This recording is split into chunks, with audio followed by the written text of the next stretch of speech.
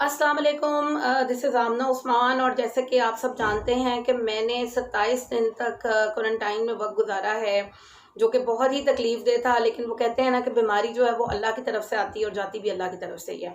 तो अल्हम्दुलिल्लाह मैं अल्लाह का शुक्र है कि बिल्कुल खैरियत से हूँ। सबसे पहले मैं उन लोगों का शुक्रिया अदा करना चाहूँगी कि जिन्होंने इस दौरान मेरा बहुत ख्याल रखा और मुस्तकिल मेरे साथ इन टच रहे टेलीफोन के ज़रिए से, और मुझे मुस्तकिल मेरा ख्याल रखते रहे। उनमें मेरे हस्बैंड, मेरे पेरेंट्स हैं, मेरे बहन भाई हैं और मेरे इन-लॉ, सारी फैमिली, इस तरह से दोस्त अहबाब सारे मेरे साथ रहे, टेलीफोनों पे मेरे साथ मुस्तकिल कांटेक्ट में रहे, मेरा हौसला बंधाते रहे। उनका बहुत बहुत शुक्रिया। और उन सब की दुआओं के बाद ही मैं यहाँ पे पहुँची हूँ। मेरे ऑफ़िस की तरफ से मेरा बड़ा ख़्याल रखा गया और मुझे एक लंबी छुट्टी दे दी गई, जिसकी वजह से मैं एक ज़हनी तौर पे जो एक वो आपको टेंशन होती है, तो उससे मैं निकल गई। अच्छा, सबसे पहले मैं यहाँ पर बात करना चाहूँगी कि मुझे हुआ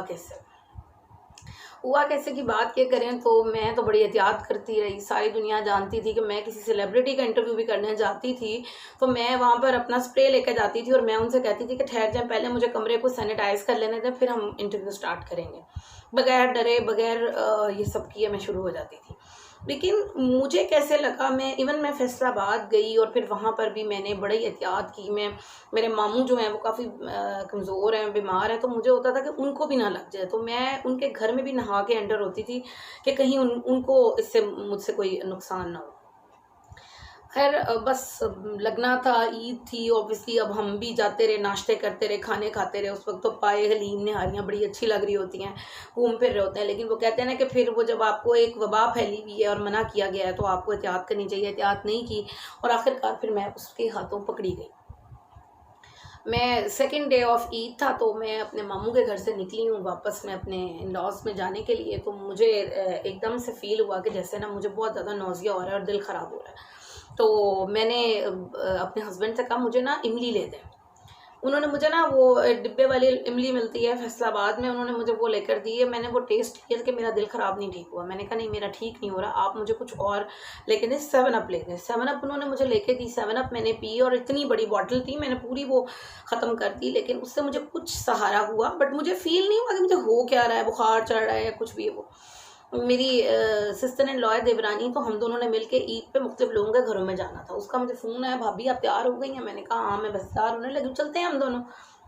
वो बेचारी तैयार होके बैठी रही, मैं तैयार हुई हूँ और बड़ा जी मैंने मुकेश वाला जोड़ा अपना ईद का पहना। और जब मैं तैयार हुई हूँ तो साथ ही मुझे ऐसे चक्कर आया, मैं ना गिर गई।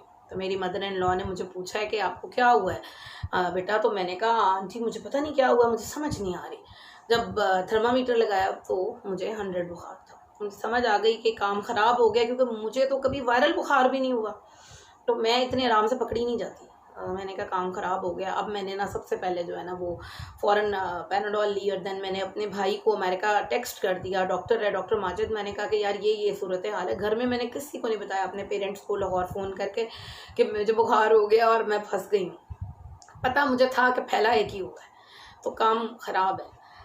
खैर उसके बाद ये हुआ कि ये 2 से 3 दिन तक सबने बड़ी मेरी खिदमत की। मैं शुक्रिया अदा करना चाहूँगी अपने भांजे साइम का, उसने मेरा बड़ा ख़्याल रखा। उसने मुझे कभी वो मुझे बेचारा नींबू पानी बना के दे रहा है, कभी कुछ। तो और बच्चियों ने मुझे, मेड्स ने दबाया, सब ने बड़ा, मुझे घर वालों ने भी खाने पीने में बड़ा मेरा ख़्याल बेचारों ने रखा। परेशान भी वो हो गए कि मेहमान आई हुई और बीमार हो गई है, तो ख़ुद भी वो बेचारे सारे जो हैं वो मतलब ईद का दिन था और सब मुझे इतना कर रहे थे। तो मैंने तीसरे दिन 27 तारीख को हम वापस लाहौर अपने घर आ गए, छुट्टी भी ख़त्म हो गई। तो हम आए हैं, तो आने के बाद मुझे 102 बुखार हो गया। बुखार बढ़ता जा रहा था, मुझे खुश खांसी भी स्टार्ट हो गई। खुश खांसी जब मुझे स्टार्ट हुई, ये इतनी तकलीफ़ दे थी कि मैं आपको बता नहीं सकती। गले के अंदर इतनी ड्राइनेस थी, इतनी कि ऐसी मैंने किसी खांसी के वक्त जो है वो फ़ील नहीं की।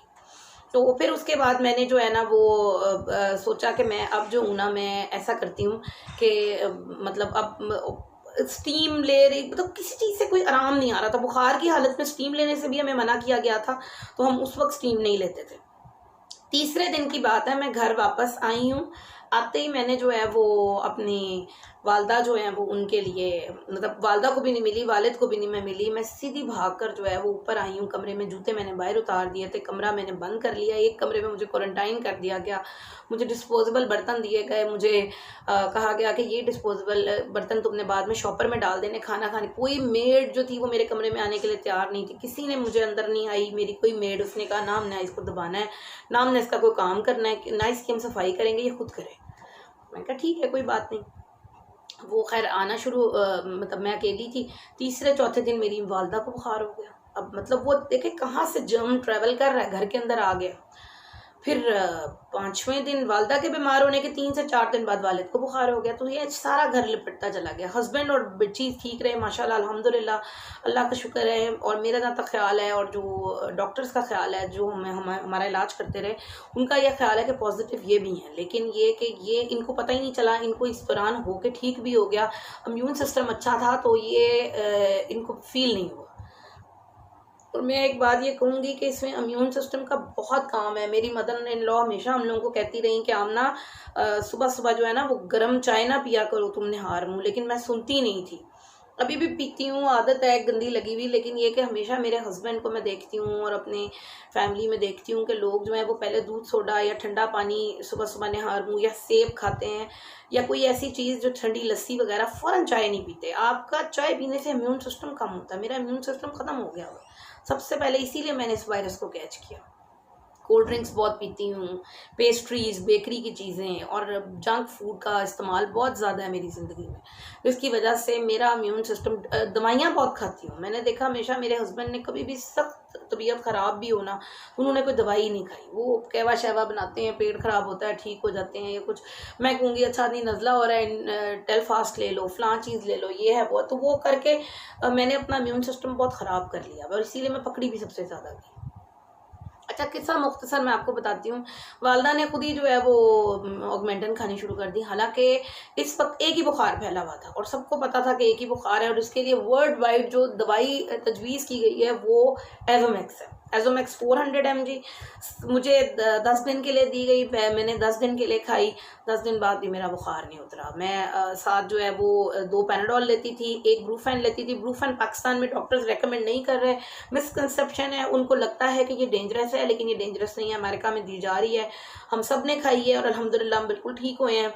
उसके अलावा एक डिस्प्रीन हम सब लेते रहे हैं। डिस्प्रीन इसलिए ली है कि डिस्प्रीन से आपकी बॉडी में क्लॉट नहीं बनता, और ज़्यादातर कोरोना के पेशेंट्स की डेथ क्लॉट की वजह से हो रही है। तो डिस्प्रीन हमें माजिद ने रेकमेंड की थी। इसके अलावा हमने एक गला अगर ख़राब है तो टेलफास्ट, या अगर दिल ख़राब हो रहा है तो दिल ख़राब की एक टैबलेट हमें दी हुई थी। अभी मेरे ज़हन में उसका नाम नहीं आ रहा, लेकिन या आप मैक्सिलॉन भी ले सकते हैं, वट एवर जो भी। इसके अलावा ये कि आपको जो है वो आप स्टीम लें, आप गरारे करें, आप यखनी पिएं, आप हरीरा लें, आप बॉयल एग लें, आप मटन लें। प्रोटीन आपने लेनी है, जैसे भी आप ले सकते हैं। प्रोटीन लें, विटामिन्स लें, विटामिन सी लें। शुरू में मैं नींबू पानी बहुत लेती रही, लेकिन तीसरे चौथे दिन जब मुझे खांसी स्टार्ट हो गई तो मुझे मना कर दिया गया कि नहीं अब नींबू पानी भी नहीं लेना। तो मैंने बंद कर दिया। इवन मुझे कई फल जो खट्टे थे, थोड़ा सा आम खट्टा आ रहा था, आलू बुखारा है, वो जो भी मैं लेती थी तो मुझे नज़ला ज़ुकाम कर रहा था, या वो सीने में चेस्ट इन्फेक्शन, तो मैंने वो बंद कर दिया सारा कुछ। तो मैं ठीक होने लग गई। 22वें दिन तक मुझे 22 दिन बुखार रहा है। मुझे 10वें दिन के बाद जो है वो बलगम वाली खांसी आने लग गई। तो उस वक्त मुझे डॉक्टर माजिद ने बताया कि अब आपको बैक्टीरियल इन्फेक्शन शुरू हो गया, कोरोना वायरस ख़त्म हो गया। जब आपको मतलब वायरस ख़त्म होता है, इसकी निशानी होती है कि आपको बलगम आने लग जाती है। बलगम आ रही है तो वायरस ख़त्म। देन मैंने फिर उसके बाद जो है वो फिर भी मैं ठीक ना हूँ। फिर उसने मुझे एजोमैक्स का एक और कोर्स दे दिया कि अब और करें। डिप्रेशन अलग हो रहा था। उन्हीं दिनों मेरे एक बहनोई की भी डेथ हो गई कोरोना वायरस से, और यकदम 2 दिन के अंदर अंदर उनकी डेथ हुई है। मैं इतनी डिप्रेशन में चली गई कि मैं आपको बता नहीं सकती। बहुत ज़्यादा, मैं सारा दिन रोती रहती थी। 2 दिन मैं मुस्तकिल रोती रही। मुझे सारे घर वाले कहते थे कि वो चला गया है तो अब कुछ हो नहीं सकता, लेकिन मुझे समझ नहीं आता था कि मैं अपने डिप्रेशन पे कैसे काबू पाऊँ कि मेरी बहन के साथ ये वाक़या हुआ है, हम उसके पास जा भी नहीं सकते। और इतना हंसता मुस्कुराता बंदा। लास्ट मेरी उनके साथ बातचीत हुई थी तो मुझे शेर सुना रहे थे अपने, बड़े खूबसूरत। कह रहे थे आमना मेरे छपवा दो, तो मैंने कहा दें। मुझे कहते हैं अच्छा मैं तुम्हें ना तस्सीह करके देता हूँ। बस अल्लाह मियाँ उनको जन्नत फिरदौस में जगह दे। एक बहुत बड़ा हादसा हमारी फैमिली में हुआ, फिर इर्द गिर्द इतने लोगों की डेथ्स हुई, इतनी हर रोज़, कभी मेरे उस्ताद की, कभी किसी उस्ताद के वालिद की, वालदा की, किसी बहन भाई जानने पहचानने वाले रिश्तेदार, मेरी कुलीग के जवान भाई की। इस कदर हमारे लिए ये अजियतनाक था, हर रोज़ एक शख्स की डेथ का होना। मुझे बड़ी शदीद सांस की तकलीफ़ भी शुरू हो गई और मैं डिप्रेशन में चली गई। फिर मैंने नोबलाइज अपने आप को करना शुरू कर दिया और स्टीम भी लेनी शुरू कर दी। मुझे ये उन दिनों की बात है जब सुशांत इंडियन एक्टर ने खुदकुशी की थी और मेरा दिल चाहता था मैं भी खुदकुशी कर लूँ। मुझे मेरे घर वालों ने कहा खुदा का वास्ता तुम इतनी परेशान, बिल्कुल सोशल मीडिया बंद कर दो, टीवी बंद कर दो, खबरें नहीं देखनी, फेसबुक नहीं देखनी, व्हाट्सएप। लेकिन और क्या सहारा था, कमरा बंद है, आप कुछ कर नहीं सकते। वो मेरा दिल करता था मैं खुदकुशी कर लूँ। तो मुझे मेरे भाई ने फ़ौरन एक डिप्रेशन की टैबलेट दी, उसने कहा ये खाओ। मैंने कहा 4-5 दिन लिए, फिर मुझे लगा कि नहीं मुझे इसकी आदत ना हो जाए, मैंने छोड़ दी। सबसे ज़्यादा जो मुझे डिप्रेशन था वो इस बात का था कि एक मेरे वालिद बहुत ज़्यादा बीमार हो गए, उनकी ऑक्सीजन लेवल बहुत कम हो गया, वालदा बीमार है, वो बेचारी साथ साथ घर के काम भी कर रही हैं, लेकिन हमारी मेड्स आती रही, उन्होंने हमारा बहुत साथ दिया, बहुत शुक्रिया उनका। वो खाना भी बनाती थी, बड़ा ख्याल हमारा करती रही, तो जज़ाकल्लाह खैर। फिर उसके बाद वालिद साहब की ऑक्सीजन कम होने ने मुझे बहुत डिप्रेशन में डाला। अल्हम्दुलिल्लाह पहले से वो कुछ बेहतर हैं, वो और वालदा अभी भी स्टिल कभी बुखार चढ़ जाता है, वीकनेस होती है, लेकिन अल्हम्दुलिल्लाह पहले से काफ़ी बेहतरी की तरफ है। वीकनेस के साथ हम सब जंग लड़ रहे हैं और वीकनेस के लिए हम लोग मुस्तकिल जो है कोई ना कोई वाइटामिन और चीज़ें वगैरह लेते रहते हैं। सबसे पहली चीज़ जो मुझे तकलीफ दे लगी वो ये थी, औलाद से आप दूर हो जाते हैं, घर वालों से दूर हो जाते हैं। ये कैसी बीमारी है, आपके घर वाले आपके माथे पे हाथ रख के आपका बुखार नहीं चेक कर सकते, आपको दबा नहीं सकते अगर आपको दर्द हो रही है, आपको खाने के लिए पूछ नहीं सकते, आप बेहोश होकर गिर गए, आपके कमरे में नहीं कोई आ सकता। तो इससे ज़्यादा अजियतनाक क्या है आपके लिए। मेरी बच्ची दरवाजे पे खड़ी रहती थी और मुझे देखकर कहती थी कि मामा मामा मुझे प्यार करें, और मैं प्यार नहीं कर सकती थी, मैं रोने लग जाती थी। वो भी अलग परेशान, और वो रोती तो नहीं थी लेकिन वो शायद बाहर जाके रोती होगी, लेकिन फेस उसका इतना कमज़ोर, उसने खाना पीना छोड़ दिया, बहुत वीक हो गई बच्ची। तो मैं अपने वालिद के लिए बहुत परेशान थी, बहुत बीमार वो हुए। तो मैंने कहा कि मैं बड़ी परेशान हूँ अलीज़े, अब्बू मेरे बीमार है। कहती है आपको आज पता लगा वालिदैन बीमार हों तो बच्चों को कैसा फ़ील होता है। मैं भी ऐसा फ़ील करती रही हूँ, मुझे बड़ा प्यार आया अपनी बच्ची के ऊपर। खैर अल्हम्दुलिल्लाह जैसे ही वो ख़त्म हुआ तो मैंने सबसे पहले अपनी बच्ची को जाकर प्यार किया, क्योंकि मैं सबसे ज़्यादा तकलीफ़ में थी। दूसरी चीज़ मैं आपको ये बताती चलूँ कि ये 4-5 किस्म का जो है कोविड-19 लोगों को हो रहा है। बाज़ लोगों को ऐसा हो रहा है कि 2 से 3 दिन के अंदर बंदे की डेथ हो जाती है, ठीक है। बाज़ लोगों को ऐसा हो रहा है कि मतलब वो जो डेथ हो जाती है ऑक्सीजन लेवल एकदम ड्रॉप होता है। हम कहते हैं कि मरीज़ को डॉक्टर ने इंजेक्शन लगा के मार दिया। डॉक्टर क्यों मारेंगे, डॉक्टर्स के पास उनकी तो अपनी जानें ख़तरे में हैं, उनकी अपनी जान निकली हुई है कि हम अपने घर अपने बच्चों के लिए रोज़ वायरस लेके जा रहे हैं। मेरे अपने कज़न्स डॉक्टर हैं, वो इतने अपसेट हैं सारे। तो दूसरी बात ये कि एक किस्म है जिसमें हफ्ता अगर आप निकाल जाएँ तो आप बच जाते हैं। एक किस्म है कि जो आपको हो रहा है और फिर उसके बाद बैक्टीरियल इन्फेक्शन हो जाता है। कोई 36 दिन तक भी गया, 29 दिन तक भी गया। बाज़ लोग हैं, सबसे बेहतरीन इसका हल ये है कि आप अगर आपको ये होता है, आपको सिम्टम्स आती हैं गला ख़राब, मतलब कि जैसे खुश खांसी या बुखार, या आपको नोज़िया या इस तरह की कोई, या बॉडी में पेन है, इचिंग है और सर में दर्द है, फ़ौरन अपने आप को क्वारंटाइन कर लेंगे, टेस्ट करवाएं। जो भी टेस्ट भी बहुत महंगा है, आप अफोर्ड नहीं किया जा सकता।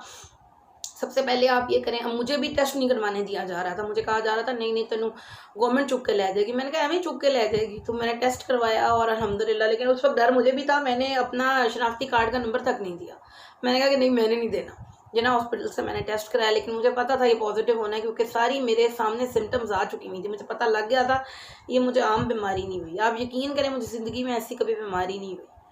मैं बड़े बड़े मुश्किल वक्त से गुजरी हूँ, डिलीवरीज भी हुई हैं, लेकिन ऐसी तबीयत कभी ख़राब नहीं हुई जैसी अभी हुई है। जो अब वीकनेस है, ऐसी वीकनेस मुझे लाइफ में कभी नहीं हुई और अभी तक मैं उसको रिकवर नहीं कर पा रही हूँ।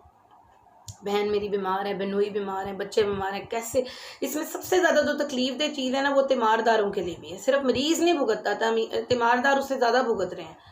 वो बेचारे किस तरह ऑक्सीजन सिलेंडर्स का इंतज़ाम कर रहे हैं, कैसे वो एक्ट्रीमाइन इंजेक्शन का, कैसे वो सारी दवाइयों का, किस तरह से लोगों ने ब्लैक करना शुरू कर दिया है। इतनी ज़्यादती है।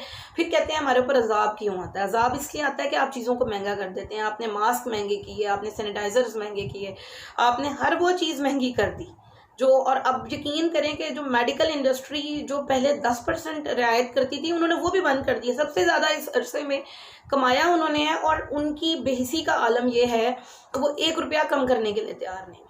और वो पता नहीं लोगों से क्या बटोर रहे हैं। मुझे शर्म मतलब उनके ऊपर उनको शर्म आनी चाहिए। मुझे अफसोस हो रहा है कि आप इसी वक्त में कमाएंगे, लोगों की नौकरियां चली गई हैं, लोगों के किराए नहीं आ रहे, लोग इतने परेशान हैं और आप ऐसे वक्त पे कमाने की कोशिश कर रहे हैं। तो थोड़ा सा एहसास करना चाहिए कि मैं कोविड-19 के ग्रुप में रोज़ देखती हूँ, जो कोविड वॉरियर्स का ग्रुप है, सर्वाइवर्स का, उसके अंदर लोग बेचारे मिन्नतें तरले कर रहे होते हैं कि हमें ये दवाई चाहिए, हमें ये दवाई चाहिए। अच्छा, वहाँ पे लोग रोज़ ये भी लगा रहे होते हैं मुझे ये प्रॉब्लम है। खुदा के वास्ते डॉक्टर्स के पास जाएं। आप लोगों से क्यों पूछ रहे होते हैं मुझे ये सारी जो है वो सिम्टम्स आ रही हैं, क्या मुझे कोविड तो नहीं है? आपका दिल चाह रहा होता है कि मुंह से कोई आपको ये कह दे मुझे कोविड नहीं है। इस वक्त पूरे पाकिस्तान में कोविड-19 फैला हुआ है, कुछ और नहीं फैला हुआ। टाइफाइड की निशानी है कि आपको वॉमिटिंग्स होती हैं और पेट खराब होता है। अगर आपको वॉमिटिंग और पेट खराब नहीं हो रहा, आपको टाइफाइड नहीं है। लोग यही कह रहे हैं जी मुझे जिगर का बुखार है, मुझे गर्मी का बुखार है, मुझे फलां बात हो गई है, मुझे ये हो गया, मुझे वो हो गया। कोई और बुखार नहीं, यही फैला हुआ है। यही किसी को ज़्यादा सिम्टम के साथ हो रहा है, किसी को कम सिम्टम के साथ हो रहा है। आपका अच्छा इम्यून सिस्टम है तो आपको इसका असर कम होगा, तो ये बहुत अच्छी बात है। लेकिन मैं आपको फिर से बता रही हूँ कि अपने आप को कुछ अरसे के लिए क्वारंटाइन कर लें, मत बड़ी ईद मनाएं, मत शॉपिंग्स के लिए जाएं। कुछ नहीं होगा अगर आप कुछ दिन के लिए कुछ शॉपिंग्स नहीं करेंगे, घूमेंगे फिरेंगे नहीं, दोस्तों को नहीं मिलेंगे तो मर नहीं जाएंगे। लेकिन अगर आपने ये एक वेव है जो 3 महीने की आई है, 1 महीना गुजर चुका है, दूसरा महीना ये चल रहा है, इस वक्त ये बूम पे है। नेक्स्ट मंथ जो है वो इसका एंड होगा, ठीक है। ये पाकिस्तान के अंदर से फिर ये वेव इंशाल्लाह निकलेगी, सही है। तो हम इसको अपनी हिम्मत से, ताकत से ही सिर्फ इसको जो है वो नीचे गिरा सकते हैं। अच्छी से अच्छी ग़िज़ा खाएं, विटामिन्स लें, अपने इम्यून सिस्टम को अच्छा बनाएं। कोशिश करें कि मत जो है वो फूड डिलीवरीज मंगवाएं। पता नहीं कितना गंदा खाना है ये, जैसे फूड पांडा, गंदी साफ़ सुथरी जगहों से चीज़ें मंगवाएं जो आपको पता है कि रिलायबल हैं और इनके हाथ जो होते हैं साफ़ सुथरे होते हैं, किचन साफ़ सुथरा होता है। ऐसी किसी चीज़ को लें, अदरवाइज़ और किसी चीज़। इसके अलावा ये कि बहुत शुक्रिया उन लोगों का कि जिन्होंने मुझसे रब्ता किया और मेरा बहुत ज़्यादा ख्याल रखा। और बाकी ये कि मैं यहाँ पे हाज़िर हूँ, जिस वक्त भी चाहें आप मुझसे कोई भी सवाल जवाब कर सकते हैं और जान सकते हैं कि इस तमाम अरसे को मैंने किस तरीके से गुजारा और इस तरह से किस तरह मैं डिप्रेशन से निकली, किस तरह मैंने इसको ओवरकम किया और किस तरह से जो है वो इतनी बड़े मैं जो है वो डिजीज़ से बाहर आई। तो इसके साथ ही आमना उस्मान को इजाज़त दीजिए।